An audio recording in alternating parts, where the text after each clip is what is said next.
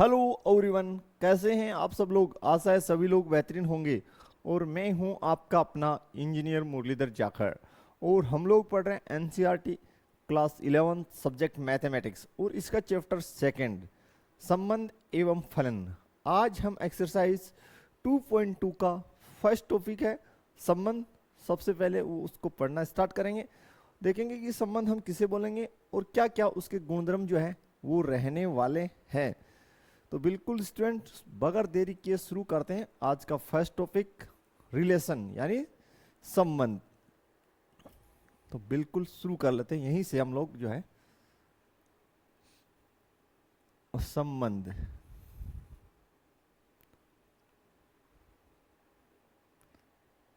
Student मान लेते हैं हमारे पास जो है दो समुच्चय हैं ए व बी, जो दो समुच्चय। तो सबसे पहले हमने क्या कंसीडर कर लिया कि हमारे पास जो सेट हैं, कोई भी दो सेट ए व बी, उनकी खास बात क्या है कि सेट ए व सेट बी जो है हमारे एरिक्त समुच्चय हैं। तो हम यहां लिखेंगे माना हमारे पास एक सेट ए है जिसके एलिमेंट हम लोग मान लेते हैं 1 2 3 4 5 6। ये सेट ए के एलिमेंट हैं। और जैसा देखने से ही पता चल रहा है आपको कि सेट ए जो है वो एरिक्त समुच्चय यानी रिक्त नहीं है। ठीक है, इसी प्रकार एक सेट बी आप मान लीजिए कोई भी। तो बी सेट वो मैंने माना है स्टूडेंट 1 2 3 4 5 6 7 एंड 8। ये मेरा सेट बी है। अब सेट ए व बी के ये जो एलिमेंट्स हैं वो आपस में किस प्रकार से कनेक्टेड हैं वो मैं आपके सामने निरूपित करता हूं और समझाने का प्रयास करता हूं स्टूडेंट आपको। इससे पहले मैं आपके सामने एक बात लिख देता हूं। संबंध को हम आर से जो है रिप्रेजेंट करेंगे, कैपिटल आर से। इसका मतलब है रिलेशन यानी संबंध। और ये जो हमने अनुपात जैसा चिन्ह लगाया इसको आपको पता ही है। इसको हम पढ़ते हैं सच दैट, यानी इस प्रकार है कि संबंध जो है वो इस प्रकार है कि वो समुच्चय ए से, ये जैसा तीर जैसा हमने चिन्ह लगाया इसको पढ़ेंगे से, समुच्चय ए से समुच्चय बी में परिभाषित है। संबंध आर इस प्रकार है कि वह समुच्चय ए से बी में परिभाषित है। अब किस प्रकार परिभाषित है वो मैं आपके सामने बना देता हूं।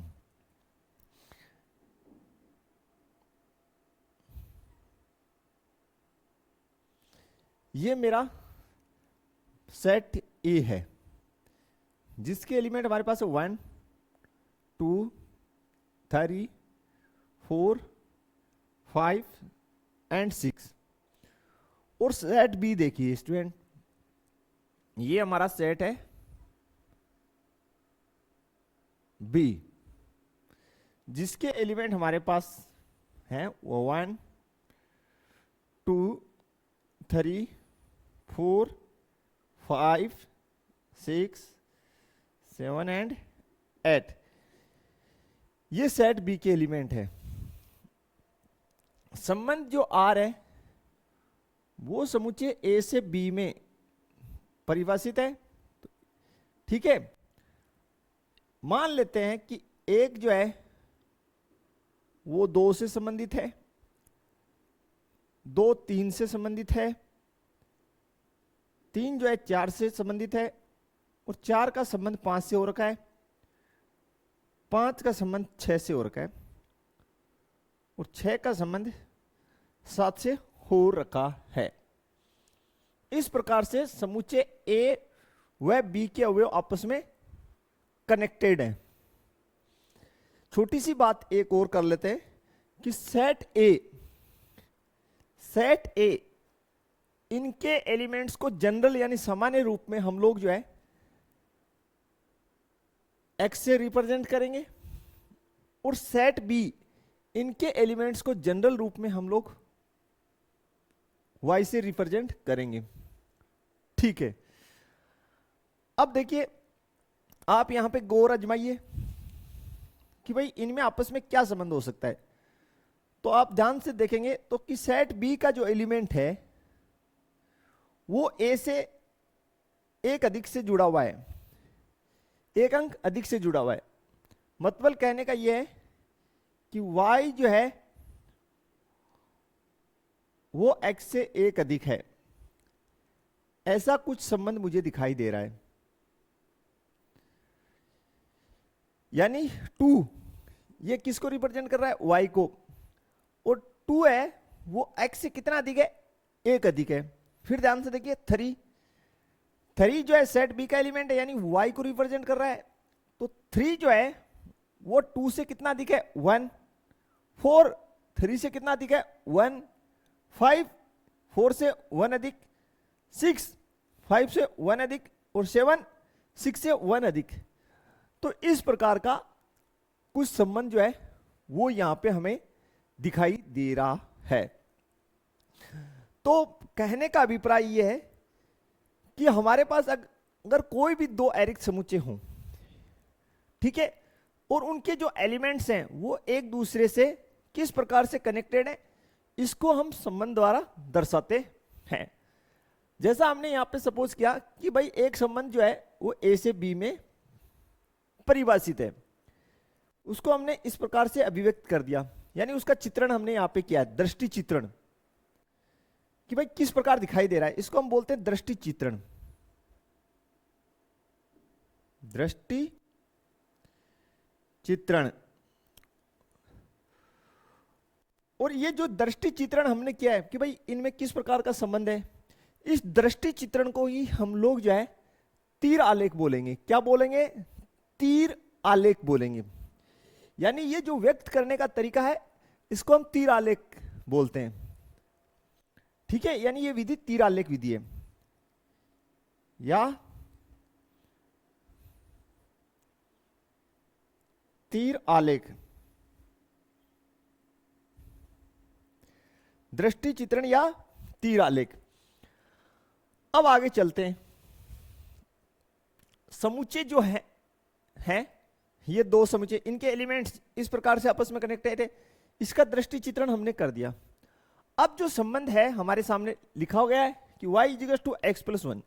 संबंध को हम जो है जिस प्रकार से समुच्चय का निरूपण दो विधियों द्वारा किया जाता है, ठीक है, उसी प्रकार संबंध का निरूपण भी कितने प्रकार से करेंगे, दो प्रकार से करेंगे।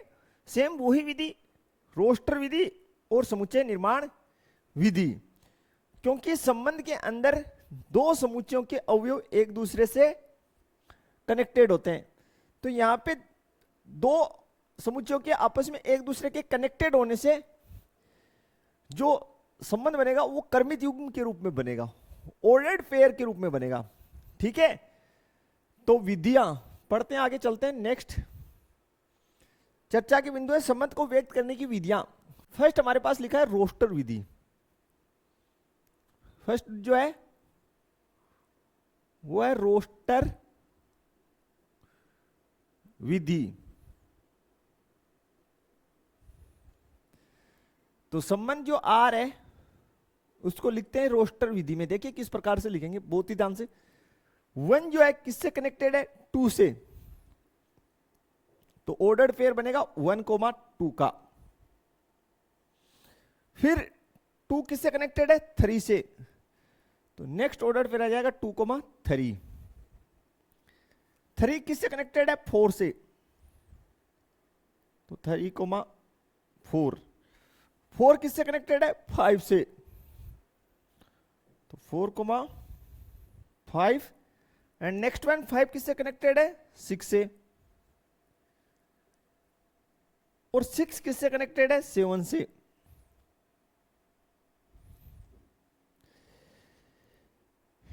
ठीक है, तो इनके सेट ए के एलिमेंट्स और सेट बी के एलिमेंट्स, सेट ए के एलिमेंट्स और सेट बी के एलिमेंट्स में जो संबंध है उसको हमने कर्मित युग्म के रूप में लिख दिया, ऑर्डर्ड पेयर के रूप में।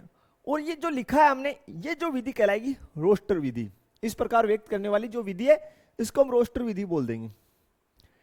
क्लियर यहां तक? अब इसी को हम जो है सेकंड रूप में लिख सकते हैं, उसका नाम है समुच्चय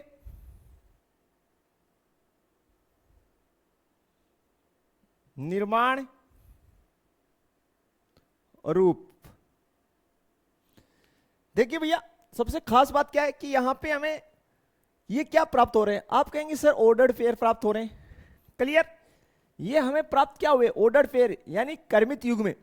देखिए तो फर्स्ट जो एलिमेंट है वो कहां से संबंधित है? आप कहेंगे सर सेट ए से, ठीक है, यानी वो एक्स को रिप्रेजेंट कर रहा है। सेकंड एलिमेंट कहां से संबंधित है? सेट, ये सारे सेकंड वाले कहां से हैं? सेट बी में से, यानी वो किसको रिप्रेजेंट कर रहे हैं? वाई को। तो बेसिकली हम ये लिख सकते हैं कि जो संबंध है उसके अंदर हमें ऑर्डर्ड पेयर प्राप्त होंगे। पहला जो है एक्स, पहला एलिमेंट एक्स को रिप्रेजेंट करेगा जो सेट ए से संबंधित होगा, और सेकंड जो है वो वाई को रिप्रेजेंट करेगा जो सेट बी से संबंधित होगा। यानी एक्स कोमा वाई का हमें क्या प्राप्त होगा? Ordered pair. ठीक है, x comma y ordered pair प्राप्त हुआ। और एक्स और वाई में रिलेशन क्या है? ये यहां लिखा पड़ा, तो हम लिखेंगे y is equal to x plus 1, कि x कोमा y का ऑर्डर्ड पेयर इस प्रकार है कि y बराबर क्या है? x प्लस 1, जहां पे x किससे संबंधित है? जनरल रूप में सेट ए से। तो यहां लिख दीजिए जहां x संबंधित है किससे? सेट ए से, और y संबंधित है किससे? सेट बी से। तो ये जो संबंध को अभिव्यक्त करने की या व्यक्त करने की जो विधि है इसको हम समुच्चय निर्माण रूप बोलते हैं। अब बात आती है प्रांत, परिसर और सहप्रांत की। तो उन पे भी हम लोग जो है चर्चा कर लेते हैं, प्रांत, परिसर और सहप्रांत पर। तो सबसे पहले हम जो है चर्चा करेंगे प्रांत के बारे में। किसके बारे में चर्चा करते हैं? प्रांत के बारे में। यहां लिख देता हूं प्रांत। प्रांत, देखिए स्टूडेंट, प्रांत का मतलब है कि समुच्चय ए के जो भी एलिमेंट्स हैं, समुच्चय ए के जो भी एलिमेंट्स हैं और जो एलिमेंट सेट बी के साथ संबंध में हैं, यानी समुच्चय ए के वे एलिमेंट जो समुच्चय बी से कनेक्टेड हैं। फिर से सुन लीजिए, समुच्चय ए के वे एलिमेंट जो समुच्चय बी के एलिमेंट्स के साथ कनेक्टेड हैं, क्या कहलाएंगे? प्रांत कहलाएंगे। तो लिख देते हैं समुच्चय ए के वे अवयव जो समुच्चय बी के साथ संबंध में हैं। प्रांत के अवयव कहलाते हैं। यानी सेट ए के वे एलिमेंट जो बी से कनेक्टेड नहीं होंगे, जो बी से कनेक्टेड नहीं होंगे वो प्रांत के एलिमेंट नहीं कहलाएंगे, याद रखें। तो यहां पे तो सारे कनेक्टेड हैं, तो सभी आ जाएंगे प्रांत में। फिर वो प्रांत के एलिमेंट हो गए 1 2 3 4 5 एंड 6। तो जो भी कनेक्टेड ना हो उसको आप छोड़ दें। तो यहां सारे कनेक्टेड थे इसलिए हमने सारे लिख दिए। फिर बात करते हैं परिसर। परिसर, ठीक है स्टूडेंट। तो परिसर में सेट बी के वे एलिमेंट, यहां लिख रहा हूं समुच्चय बी के वे अवयव जो समुच्चय ए के अवयव के साथ संबंध में हैं, परिसर के अवयव कहलाते हैं। तो देखिए परिसर, परिसर समुच्चय बी के वे अवयव जो समुच्चय ए के साथ संबंध में है यानी कनेक्टेड हैं। तो कौन है? 2 3 4 5 6 7 4 5 6 7 तो यह ही परिसर कहलाएंगे। 1 और 8 जो है सेट ए के किसी भी एलिमेंट से कनेक्टेड नहीं है, इसलिए उनको परिसर में काउंट नहीं करेंगे। फिर बात करते हैं सह प्रांत की। सह प्रांत तो समुच्चय जो बी है आपका,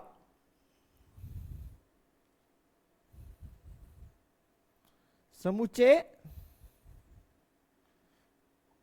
बी सह प्रांत कहलाता है आपका। है ये जो आपका सेट बी है ना, कंप्लीट सेट बी, इसके सारे एलिमेंट क्या कहलाएंगे? सह प्रांत कहलाएंगे। ठीक है, तो जो आपका संबंध है वो कैसे डिफाइन है? डोमेन यानी प्रांत से सह प्रांत में। ठीक है, ठीक है, यानी ए सेट ए से बी में। तो यहां से आपको क्या प्राप्त होगा? प्रांत ए से और बी से सह प्रांत। अरे भाई सेट ए की जो एलिमेंट है वो प्रांत को रिप्रेजेंट करेंगे, जो सेट ए के वे एलिमेंट जो बी के साथ संबंध में होंगे, और सेट बी के वे एलिमेंट जो सेट ए के साथ संबंध में होंगे वो परिसर कहलाएंगे, और सेट बी जो है वो पूरा अपना सह प्रांत कहलाएगा। ये आप क्लियर कर लीजिए।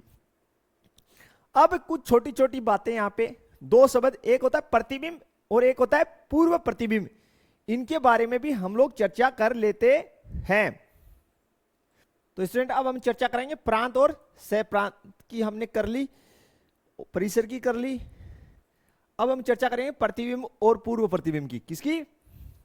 प्रतिबिंब और पूर्व प्रतिबिंब की। तो देखिए स्टूडेंट, यहां पे हम चर्चा कर लेते हैं प्रतिबिंब की। बिंब, देखिए स्टूडेंट, अवयव एक का, मैं यहां लिख रहा हूं, आप समझ जाएंगे।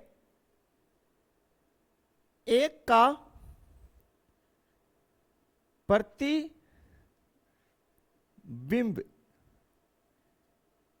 फिर हम लिख रहे हैं दो का प्रतिबिंब, तीन का प्रतिबिंब।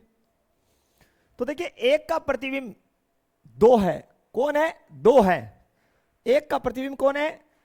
दो है, और दो का प्रतिबिंब तीन है, तीन का प्रतिबिंब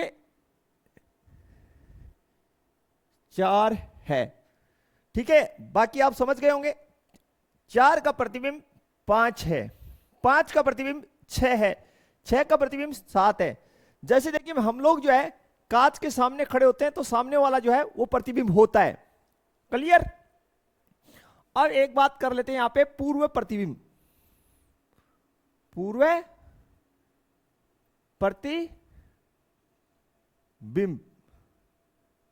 तो ध्यान से देखेंगे, जो है दो का पूर्व प्रतिबिंब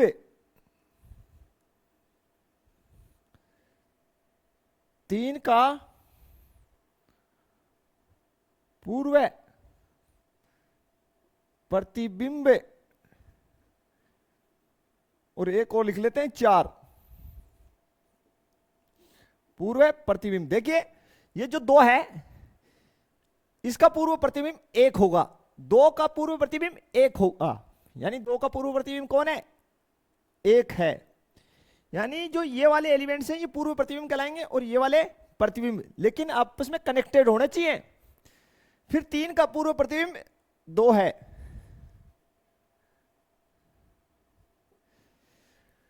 4 का पूर्व प्रतिबिंब 3 है। ठीक है, इसी प्रकार 5 का पूर्व प्रतिबिंब 4 है, 6 का पूर्व प्रतिबिंब 5 है, 7 का पूर्व प्रतिबिंब 8 है, और 8 का पूर्व प्रतिबिंब यहां विद्यमान नहीं है, 1 का भी पूर्व प्रतिबिंब इधर विद्यमान नहीं है। तो प्रतिबिंब और पूर्व प्रतिबिंब आप समझ चुके होंगे। अब आगे बढ़ते हैं। आगे का चर्चा का बिंदु है कि भाई अगर कोई संबंध जो है, हमने यहां देखा था कि हमारा जो संबंध है आर वो ए से बी में परिभाषित है। ए से कहां परिभाषित है? बी में। और अगर हमारे जो सेट ए है इसमें नंबर ऑफ एलिमेंट्स जो है, सेट ए के नंबर ऑफ एलिमेंट्स अगर मेरे पास पी, और सेट बी में नंबर ऑफ एलिमेंट्स क्यू हो, ध्यान से सुनिएगा, अगर सेट ए में नंबर ऑफ एलिमेंट्स पी और सेट बी में नंबर ऑफ एलिमेंट्स क्यू हैं, तो संबंधों की संख्या ए क्रॉस बी के संभव उप समुच्चयों की संख्या के बराबर होती है। कि भाई कुल कितने संबंध बन सकते हैं, इससे कुल कितने संबंध बन सकते हैं। ठीक है, ए क्रॉस बी के उप समुच्चयों की संख्या के बराबर होती है। ये क्यों लिखा ये भी हम आपको बता देंगे। कि भाई देखिए ध्यान से देखेंगे तो संबंधों की संख्या,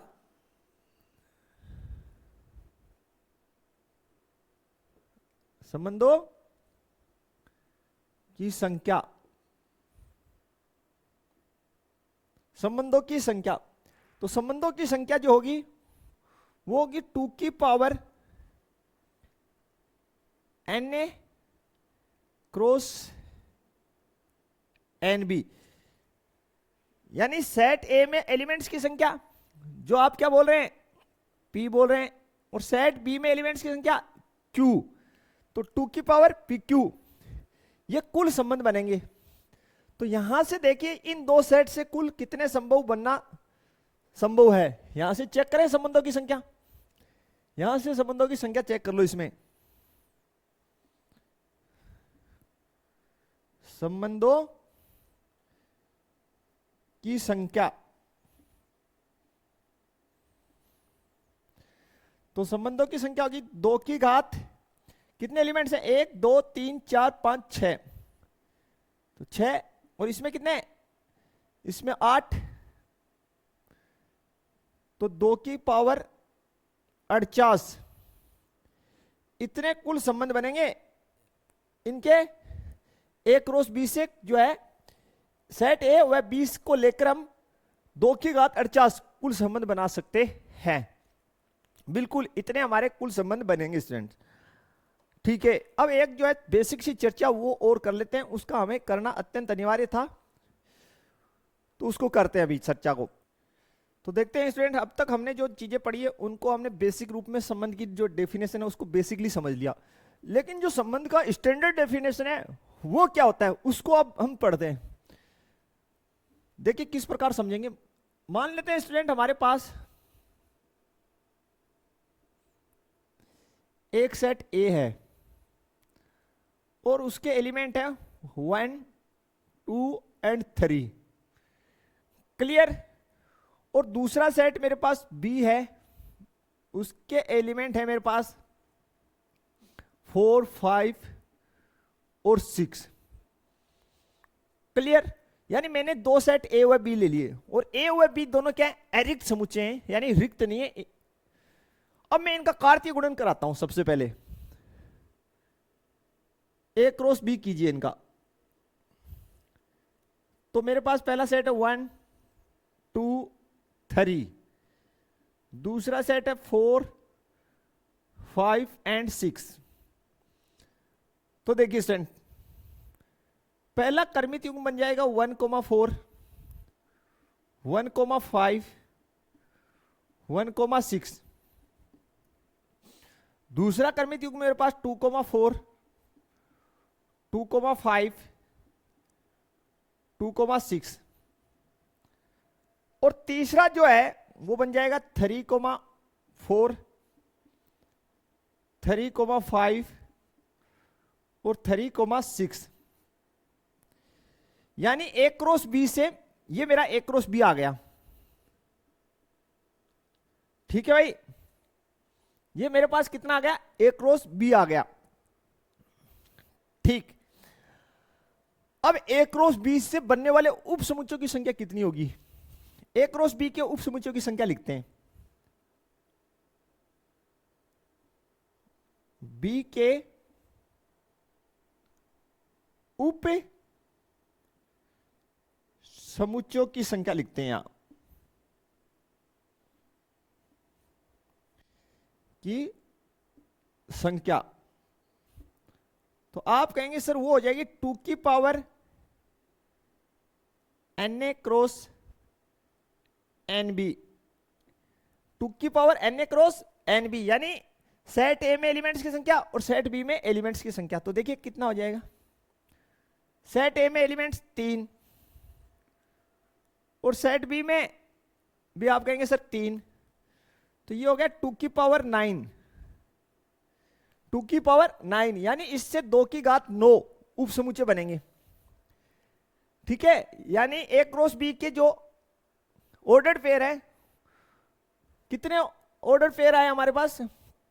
9 ऑर्डर्ड पेयर आए। उनसे उप समुच्चयों की संख्या कितनी होगी? 2 की घात 9 उसमें। ठीक है, अब जो है ए क्रॉस बी, ठीक है, संबंध किसको कहते हैं? यानी इनमें से कुछ अवयव आप पिक कर लो, इनमें से कुछ अवयव आप पिक कर लो। जैसे मैंने इनमें से कुछ अवयव पिक कर लिए, तो मैंने ऐसे पिक कर लिया भैया। जैसे मैंने 1,4 पिक कर लिया, ठीक है, 2,4 पिक कर लिया, ठीक है, 3,4 पिक कर लिया। ये मेरा एक संबंध हो सकता है। ठीक है, यानी ए क्रॉस बी के जितने भी ऑर्डर्ड पेयर आए उनमें से कुछ ऑर्डर्ड पेयर को आप उठा लो। तो अगर 3 को उठा लिया तो एक ये संबंध बन गया। फिर इसी प्रकार आप कुछ अन्य को उठा लो। तो जैसे आपने उठा लिया 1,4 1,5 2,4, तो ये भी एक संबंध हो सकता है। तो कहने का मतलब संबंध बनेंगे कितने भाई? तो संबंधों की जो संख्या होगी, संबंधों की संख्या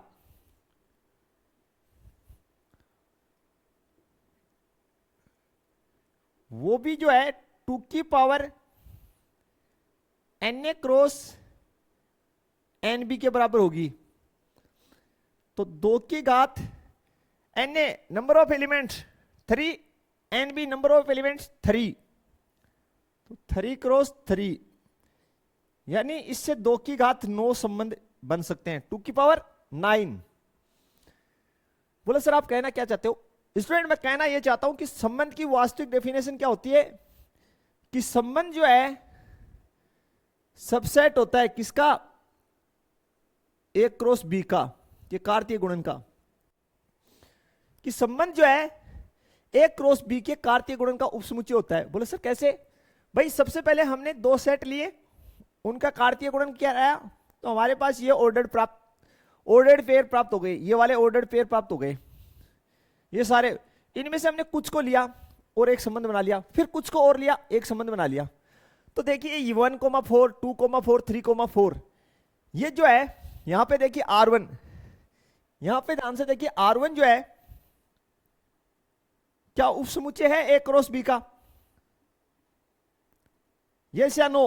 आप कहेंगे सर यस, क्योंकि R1 में जो आपके पास ऑर्डर्ड पेयर है वो ए क्रॉस बी से ही लिए गए। बिल्कुल इसी प्रकार R2 क्या सबसेट है ए क्रॉस बी का? आप कहेंगे सर निश्चित है।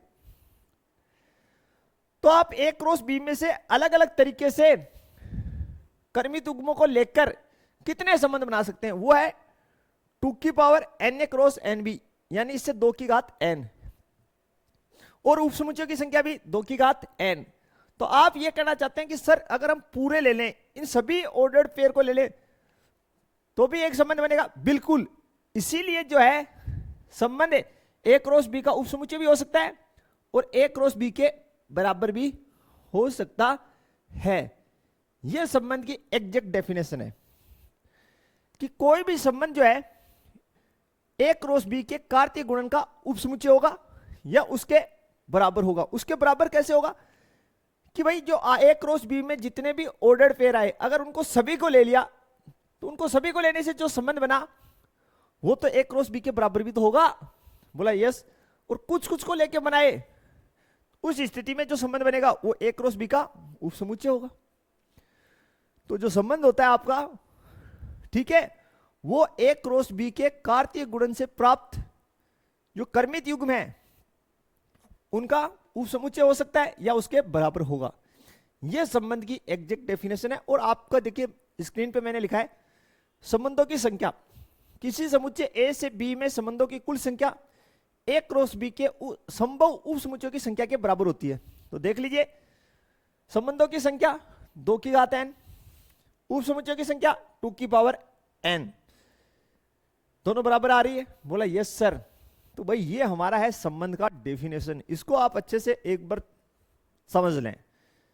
फिर से देख लीजिए कक्षा 12 में भी आपको काम आना है कि कोई भी संबंध जो है दिए गए जो समुच्चय हमें ए और बी दे रखा है, तो ए क्रॉस बी के कार्तीय गुणन से जो हमें ऑर्डर्ड पेयर प्राप्त हो रहे हैं उनका क्या होगा?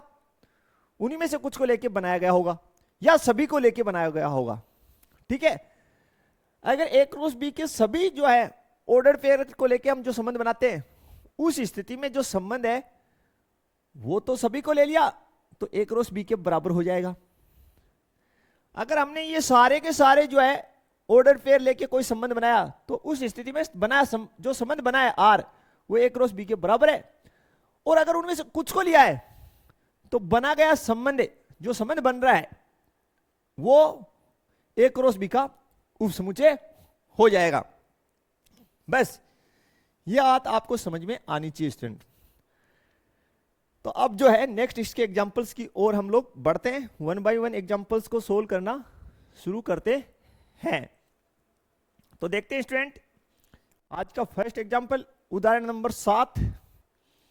सबसे पहले हमें दे रखा है सेट ए जिसके अंदर एलिमेंट है 1 2 3 4 5 6। ठीक, तो यहां लिख लेते हैं हल 7 का। जो सेट हमें दे रखा है वो दे रखा है 1 2 3 4 5 6 एंड 6 तक की दे रखा है। ठीक है, फिर सेट जो दे रखा है वो लिख ले, सेट नहीं सॉरी, फिर जो संबंध दे रखा है उसको लिख लेते हैं कि संबंध आर आपको दे रखा है कि x, y का जो कर्मित युग्म है, x, y का जो कर्मित युग्म है वो इस प्रकार है। किस प्रकार है कि y बराबर आपके पास क्या है x प्लस 1। ठीक है, दूसरी बात जो संबंध है वो a से a में परिभाषित है, तो वो भी लिख लीजिए कि संबंध जो R है आपका वो सेट A से A में परिभाषित है। बोला सर इसका क्या मतलब है? इसका भी मतलब समझ में आ जाएगा। इस संबंध को तीर आलेख से दर्शाना है, प्रांत से प्रांत और परिसर लिखना है। तो देखिए सबसे पहले मैं इसका तीर आलेख बना देता हूं, बहुत ही ध्यान से सभी लोग देखेंगे। यह हमारा सेट ए है, ठीक है। ए से ए में परिभाषित है, तो ये भी हमारा जो है सेट ए है। और ये जो आपका संबंध है ना, इसको ए लिखिए, बी नहीं, क्योंकि जो संबंध है वो ए से ए में परिभाषित है, ए से ए में परिभाषित है। तो दोनों तरफ सेट ए के एलिमेंट लिख दीजिए, 1 2 3 4 5 6, 1 2 3 4 5 एंड 6। अब देखिए संबंध किस प्रकार है, ये हमारे जो एलिमेंट किसके हो गए, x के, और ये किसके हो गए, y के। y क्या है, x से एक अधिक है, तो एक का संबंध किससे होगा बताइए, आप कहेंगे सर 2 से होगा, 2 का किससे हो सकता है, 3 से, 3 का किससे, 4 से, और 4 किससे, 5 से, 5 किससे कनेक्टेड होगा, 6 से। ठीक है, ये तीर आलेख बनेगा। बोलो सर बिल्कुल, आप चेक कर लीजिए, अगर हम जो है x का मान 1 लेते हैं तो y का कितना हो जाएगा, 2। यस या नो? तो यहां लिख लीजिए, चूंकि जब आपको समझ दे रखा है y is equal to x plus 1, तो आप लिखिए, ये आपको संबंध गिवन है, तो यहां लिखिए जब x बराबर 1, ठीक है, तो y बराबर कितना हो गया, 1 प्लस 1 इज इक्वल टू 2, यानी 1 किससे कनेक्टेड है, 2 से। ओके, x का जब आपके पास वैल्यू 2 है तो y का 2 प्लस 1 इज इक्वल टू 3, और जब x का वैल्यू आपके पास 3 है तो y का 3 प्लस 1 4,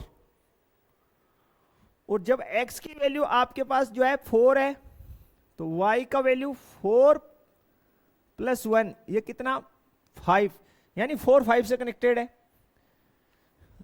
एंड नेक्स्ट देखिए, जब x का वैल्यू आपके पास 5 हो तो यहां से y is equal to 5 plus 1 6, और जब आपके पास x का वैल्यू देखिए यहां लिखिए 6 हो तो y बराबर 6 प्लस 1 कितना आ रहा है, 7। चूंकि 7 जो है एलिमेंट नहीं है किसका, सेट ए का, 7 जो है सेट ए में है ही नहीं, तो 6 जो है वो किसी से कनेक्टेड होगा ही नहीं। समझ में आ गया होगा आपको? तो ये बन गया आपका तीरालेख। फिर आपको बोल रहा है कि प्रांत, सहप्रांत और परिसर लिखिए, तो भाई प्रांत, सहप्रांत और परिसर लिख दीजिए आप इजीली तीरालेख से। प्रांत,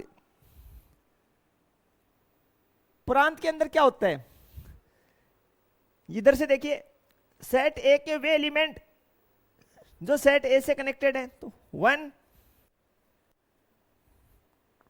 2 3 4 एंड 5।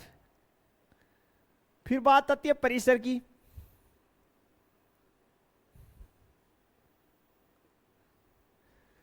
तो सेट ए के एलिमेंट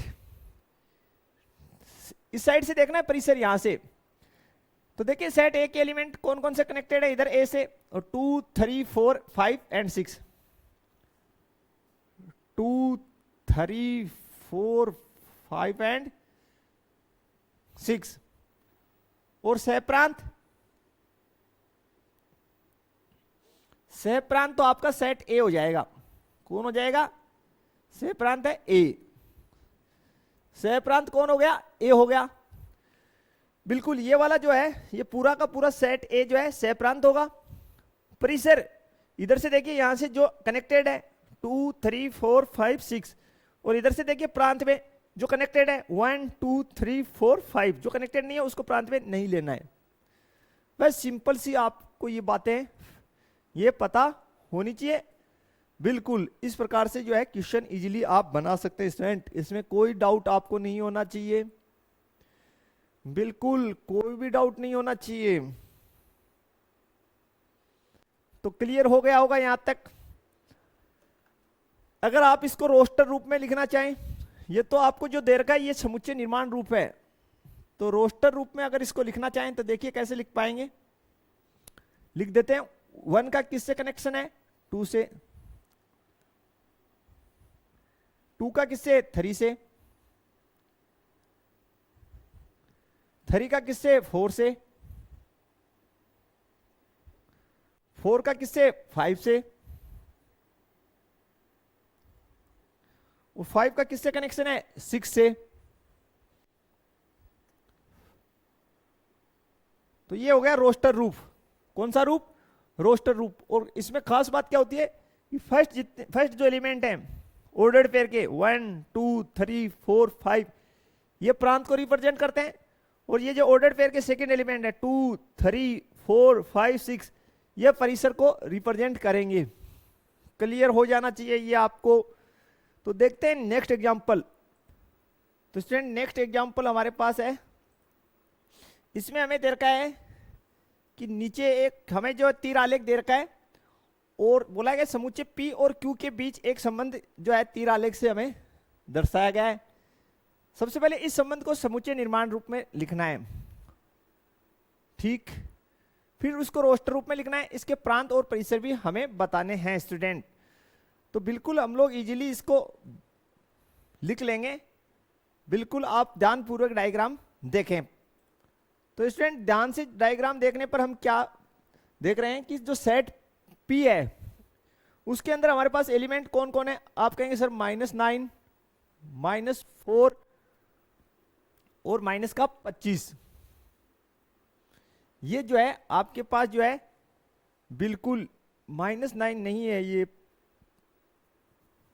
0.9 है, पॉइंट बनाया हुआ है, माइनस नहीं है, सॉरी पॉइंट है। तो P के अंदर है 9, 4 और 25, ठीक। तो P का जो है 9 वो किससे कनेक्टेड है, इस साइड Q में ये जो है -3 और 3 से कनेक्टेड है, बिल्कुल। तो इसको जो है स्केच को मैं ब्लैक बोर्ड पे बना देता हूं स्टूडेंट आपके सामने, तो ज्यादा बेस्ट रहेगा, बिल्कुल। चलिए स्टूडेंट अब इसको हम ध्यानपूर्वक जो है बनाते हैं। ये जो सेट P है और ये Q है मैंने बना लिया है, बाकी आपको जो है डायग्राम में भी दिखाई दे रहा है, ध्यान से देखें। ये जो 9 है इसका जो संबंध है एक तो 3 से है, और दूसरा जो है यहां -3 से दे रखा है, ठीक। और जो 4 है उसका जो कनेक्शन आपको दे रखा है एक तो 2 से, और एक आपको दे रखा है -2 से। बहुत ही ध्यान से देखें, ठीक है। और ये जो 25 है इसका जो आपको दे रखा है इसका कनेक्शन 5 से और -5 से दे रखा है। किससे दे रखा है, -5 से, ठीक है। मैंने आपके सामने भी बना दिया है, डायग्राम में आपको दिखाई दे ही रहा है। हमें बोला गया भाई सबसे पहले तो ये जो है इसको जो ये जो संबंध है इसको समुच्चय निर्माण रूप और रोस्टर रूप में लिखना है। तो सबसे पहले तो हम रोस्टर रूप में इसको लिख लेते हैं। तो रोस्टर रूप में लिखते हैं। तो देखिए 9 का संबंध किस किस से है, आप कहेंगे 9 जो है पहला तो 3 से कनेक्टेड, दूसरा 9 जो है वो -3 से कनेक्टेड, 4 जो है 2 से, और 4 का जो कनेक्शन है वो -2 से, ठीक है। 25 जो है वो 5 से भी कनेक्टेड है, वो 25 जो है -5 से भी कनेक्टेड है। इस प्रकार से ये आपका जो है ये संबंध है जिसको हमने लिख दिया रोस्टर रूप में। रोस्टर रूप में इसको लिख दिया। देखिए क्या संबंध है, पहले तो ये देखते हैं। 3 की वर्ग 9, -3 की वर्ग भी 9, 2 की वर्ग 4, -2 की वर्ग भी 4, 5 का वर्ग 25, -5 का वर्ग भी क्या होता है 25। इसका मतलब ये जो है, ये जो x है और ये क्या है y, तो x जो है y का क्या है वर्ग है। ठीक है, तो लिख दीजिए इसको समुच्चय निर्माण रूप में। कैसे लिखेंगे कि x कोमा y का जो ऑर्डर्ड पेयर है वो इस प्रकार है कि x y का वर्ग है, x जो है वो y का वर्ग है, जहां पर x किससे संबंधित है, सेट P से, और y किससे संबंधित है, सेट Q से संबंधित है। बस सिंपली आपको ऐसे लिखना है। इसका प्रांत और परिसर क्या होगा, तो प्रांत आप लोग इजीली लिख सकते हैं। प्रांत रोस्टर रूप में लिख लिया, यहीं से लिख लीजिए, फर्स्ट वाले जो है वो प्रांत में आ जाएंगे, या इधर से देख लीजिए 9, 4 और 25, 9, 4 और 25, ये इसका प्रांत हो गया। परिसर, परिसर हो जाएगा सबसे पहले देखिए -2, -3, -5, तो -2, -3, -5, 2, 3, 5, ये परिसर के एलिमेंट हो गए। ठीक है भाई, एक तो यहां दे रखा है लेकिन एक किसी से कनेक्टेड नहीं है। और अगर आपको सहप्रांत पूछता, क्या पूछता, सहप्रांत, तो आप क्या लिखते, आप लिखते कि सहप्रांत बराबर सेट Q, सेट Q, ये आपका सहप्रांत हो जाता है स्टूडेंट। बिल्कुल सिंपल टाइप से क्वेश्चन इस प्रकार बनेगा स्टूडेंट, कोई इसमें ज्यादा नहीं है। आप गौर से देखिए कि भाई इनके अंदर संबंध क्या हो रहा है, कि भाई 3 की वर्ग 9, -3 की वर्ग 9, 2 की वर्ग भी 4, -2 की भी क्या होती है 4, 5 की वर्ग 25, -5 की 25, तो जो ये x का एलिमेंट है ये y का क्या है वर्ग है। बिल्कुल ये संबंध है, तो बिल्कुल इजी सा ही क्वेश्चन। बढ़ते हैं नेक्स्ट एग्जांपल की और हम लोग। तो स्टूडेंट नेक्स्ट एग्जांपल देखिए किस प्रकार से हम लोग बना सकते हैं। हमें दे रखा है सेट A, इसमें 2 एलिमेंट है 1 एंड 2, और B में भी 2 है 3 और 4। तो हल जो है 9 का, सेट A, इसमें 2 एलिमेंट है 1 एंड 2, तो number of elements in set A 2, and B जो है सेट, उसके एलिमेंट है 3, 4, तो number of elements in set B कितने हो गए 2। संबंधों की संख्या पूछिए, तो बिल्कुल आप लिख दीजिए संबंधों की संख्या कितनी होगी 2 की पावर Na क्रॉस NB, तो 2 की पावर 2 गुना 2, 2 की घात कितनी 4, सोल्व करके लिखें तो भी लिख सकते हैं। तो 2 की घात 4 का मतलब है 2 गुना 2 गुना 2 गुना 2, 2 दूनी 4, 4 दूनी 8, 8 दूनी 16, तो 16 संबंधों की संख्या कितनी हो जाएगी स्टूडेंट 16 हो जाएगी। बिल्कुल सीधा फॉर्मूला आपको पता होना चाहिए, हमने अभी अभी ताजा ताजा बेसिक में पढ़ा है। तो देखते हैं नेक्स्ट किस प्रकार का क्वेश्चन हमें मिला है। तो स्टूडेंट इसका फर्स्ट जो क्वेश्चन है हमें दे रखा है कि मान लीजिए सेट ए जो है उसके एलिमेंट आपको 1 से लेके 14 तक दे रखे हैं। तो सबसे पहले जमा के आप लिख लीजिए यहां पे हल जो है फर्स्ट, हल जो है फर्स्ट का, जिसके अंदर आपको सेट जो है ए, सेट ए, इसके जो एलिमेंट्स हैं 1, 2, 3 एंड कहां तक 14 तक दे रखे हैं। ठीक है, संबंध लिख लीजिए, संबंध लिख लेते हैं आर। आपको बोला गया है कि x, y का जो ऑर्डर्ड पेयर है, ये जो x, y का जो ऑर्डर्ड पेयर है वो इस प्रकार है, किस प्रकार है 3x - y,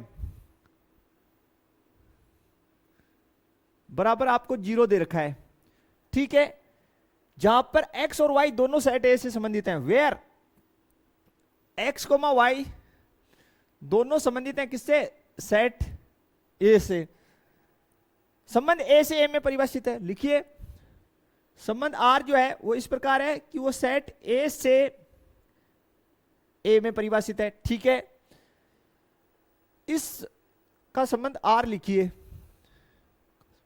यानी इसको देखिए समुच्चय निर्माण रूप में तो दे ही रखा है, तो इसका मतलब आर लिखिए, इसका मतलब रोस्टर रूप में लिखना है, ठीक है। पहले संबंध को लिख लीजिए, 3x माइनस वाई बराबर कितना, 0।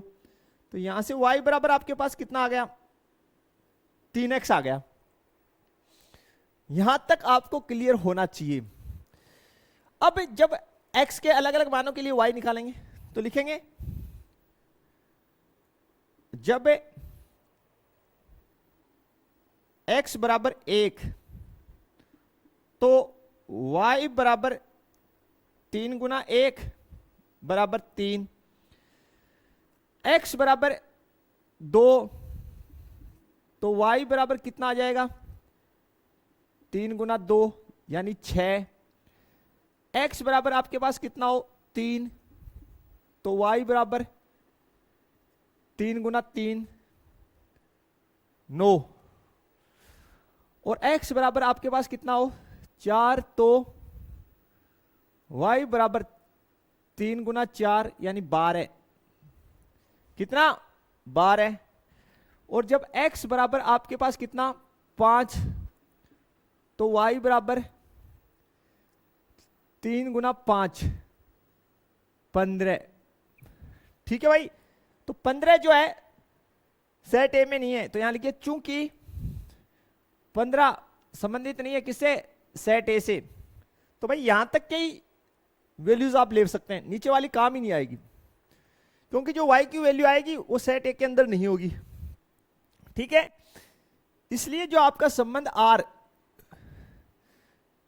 ठीक है, रोस्टर रूप में क्या बनेगा, 1 का किससे रिलेशन, 3 से, तो 1, 3 का ऑर्डर्ड पेयर, यहां पे ऑर्डर्ड पेयर क्या बनेगा, 2, 6, यहां पे 3, 9 और यहां पे 4, 12 है। यह आपका संबंध आ गया आर, कौन से रूप में, रोस्टर रूप में। प्रांत लिख दो, तो प्रांत आपको पता ही है, यहां से देख लो जो x की वैल्यूज है 1 2 3 4, और परिसर जो भी आपके पास ऑर्डर्ड पेयर हैं उनमें y की वैल्यू 3 6 9 12, और बोल रहा है सह प्रांत, अरे भाई सह प्रांत तो सेट ए ही होगा, संबंध कहां से कहां परिभाषित है, ए से ए में, तो सह प्रांत कौन हो गया, सेट ए। सह प्रांत कौन है, सेट ए, तो प्रांत लिख दिया, सह प्रांत लिख दिया, परिसर लिख दिया, और संबंध को रोस्टर रूप में लिख दिया। तो बिल्कुल इजीली इस प्रकार से क्वेश्चन आप बनाएंगे स्टूडेंट, कहीं पे भी जो है किसी भी प्रकार की समस्या आपके सामने इसमें नहीं आ रही है, बिल्कुल आपके सामने सब कुछ जो है वो मेंशन है। तो बढ़ते हैं क्वेश्चन नंबर 2 की ओर। प्राकृत संख्याओं के समुच्चय आर, यानी जो प्राकृत संख्याओं के समुच्चय में से एक संबंध आर परिभाषित है, कैसे कि x, y का जो ऑर्डर्ड पेयर है वो हमें बोला है कि y बराबर x प्लस 5, ठीक है। संख्या 4, x संख्या 4 से कम, यह आगे लिखा है x संख्या 4 से कम एक प्राकृत संख्या है, x, ठीक है। x, y संबंधित है किसे, नेचुरल नंबर से, द्वारा एक संबंध आर परिभाषित है, इसको रोस्टर रूप में लिखना है। ये जो है x के आगे जो मंजिला कोष्ठक लगाए ये नहीं है, इसको आप ना माने, ठीक है भाई, ये गलती से लगाए, इसको हटा लें। तो शुरू करते हैं स्टूडेंट इस क्वेश्चन को, काफी इजी टाइप क्वेश्चन। तो सबसे पहले लिख लेते हैं कि जो संबंध आपका है, वो जो संबंध आपका जो है वो प्राकृत संख्याओं में परिभाषित है, रियल नंबर से रियल नंबर में, ठीक है। और जो x है, x संबंधित है किससे, या x ऐसे आपको बोला गया, x की वैल्यू आप कैसे ले सकते हैं, x संख्या 4 से कम है, यानी x का जो वैल्यू है वो 4 से कम है, x छोटा है किससे, 4 से, ठीक है। तो x की वैल्यू आप ले क्या क्या सकते हैं, तो x आप ले सकते हैं, यानी x संबंधित होगा किससे, 1 2 3, 4 से छोटा, यानी x की वैल्यू आप 1 2 3 यही ले सकते हैं। क्यों, आपको प्रश्न में बोला गया x संख्या 4 से कम है, और संबंध देखिए आपको क्या दे रखा है, संबंध आपको दे रखा है y बराबर x प्लस 5, ये दे रखा है। तो देखिए जब आपके पास x बराबर 1 हो, तो देखिए y कितना आ जाएगा, 1 प्लस 5, यानी y की वैल्यू आ जाएगी 6, ठीक है। और जब x आपके पास कितना हो, 2, तो y का वैल्यू आपके पास आ जाएगा 2 प्लस 5 यानी 7, और जब x का वैल्यू आपके पास 3, तो देखिए y आपके पास आ जाएगा 3 प्लस 5 यानी 8, ठीक है। तो जो संबंध है उसको मैं रोस्टर रूप में लिख देता हूं यहां पे। पहला ऑर्डर पेयर बनेगा 1,6 का, दूसरा ऑर्डर पेयर बनेगा 2,7 का, और तीसरा ऑर्डर पेयर बनेगा 3,8 का। यह रोस्टर रूप में मैंने लिख दिया संबंध आर को, पहला रोस्टर रूप में। इसके प्रांत और परिसर तो बिल्कुल सिंपल है यार, प्रांत जो x की वैल्यूज है वो प्रांत होगी, तो 1 2 एंड 3। परिसर